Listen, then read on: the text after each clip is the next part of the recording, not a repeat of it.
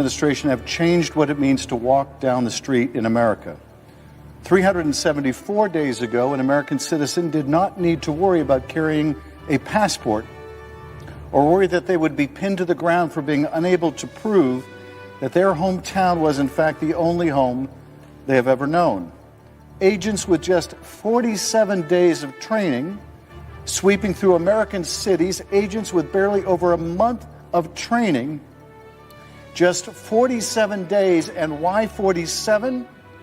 Because it's a nod to the vanity of the 47th president rather than allocated to the need to be instructed on how to, say, use or avoid using deadly force.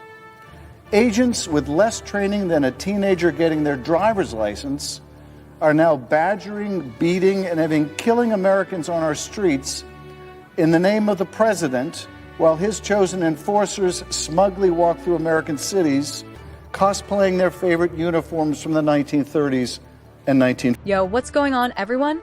Welcome back to the channel. I hope you're buckled up because today we're about to watch a true masterclass in plain old common sense. You just caught that clip from Adam Schiff.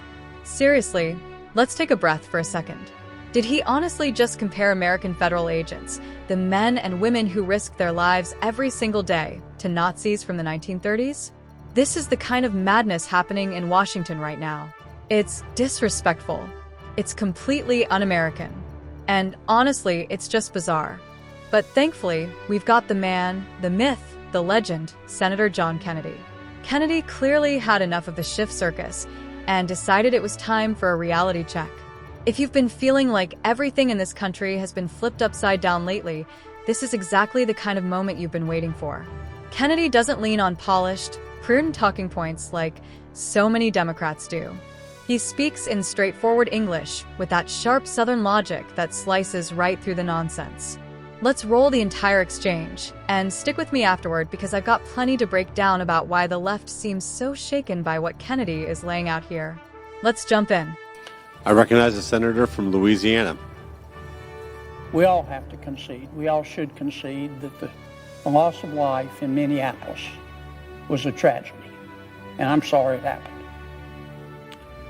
Number two, this is the second thing that I know. You don't have to be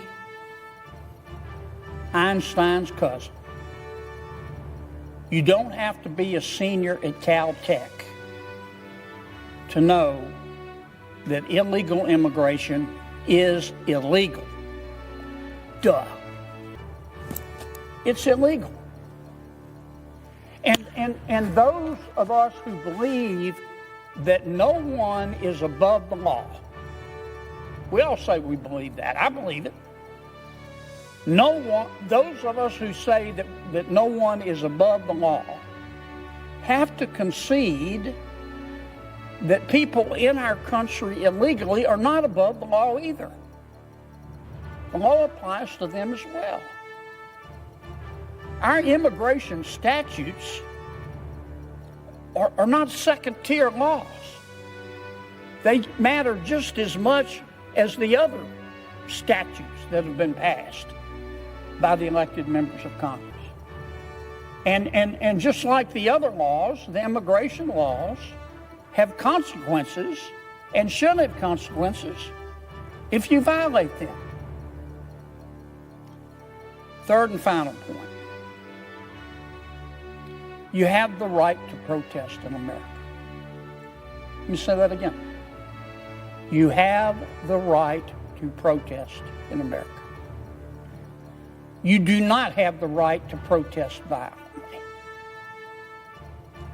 And in fact, violence, as you protest, undermines the morality of the thing that you're protesting over. Let me say that again. Violence, if you choose violence when you protest, that undermines the morality of the movement that you say your movement is based upon. You know who else understood that? Dr. King. King understood it.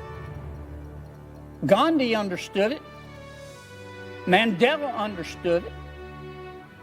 Violently protesting, not protesting, but violently protesting undermines the morality that you say your cause is built upon. It's also dangerous. It's dangerous.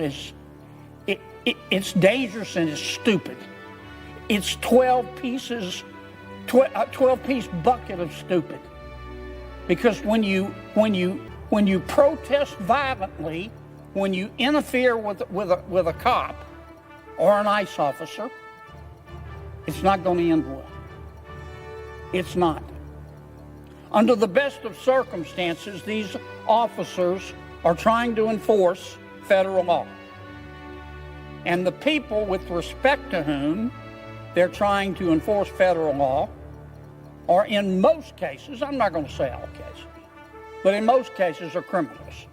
Not criminals because they're here illegally, though that too is a violation of our law, but criminals because they have violated other laws, in many cases felonies.